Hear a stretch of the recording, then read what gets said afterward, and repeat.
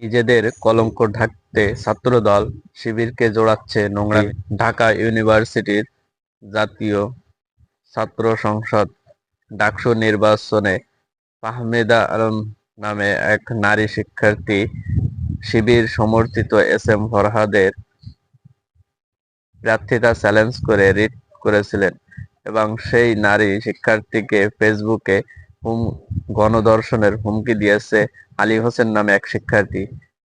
ধর্ষণের হুমকি দেওয়ায় উত্তাপ এখন রাজনীতি মহল একে অপরকে দোষারোপ করছে। আসলে ছাত্রদল দাবি করছে আলী হোসেন ছাত্র শিবিরের সক্রিয় কর্মী। সে বিগত সময় বিভিন্ন সময় নারীদের অশ্লীলতা করেছে, নারীদের স্পর্শগত জায়গায় অনেকবার স্পর্শ করেছে এবং নারীদেরকে নিয়ে বিভিন্ন সময় বিভিন্ন কুরুচিপূর্ণ বক্তব্য দিয়েছে। এদিকে ছাত্র শিবির থেকে জানানো হয়েছে আলী হোসেন তাদের কেউ না, তাদের কোনো কর্মী সমর্থক, এমনকি তাদের সাথে কোনো সম্পর্ক নেই। আলী হোসেন নিজ লাইফে যুক্ত হয়ে তিনি বলেছেন তিনি কোনো রাজনৈতিক দলের সাথে সম্পৃক্ততা নেই।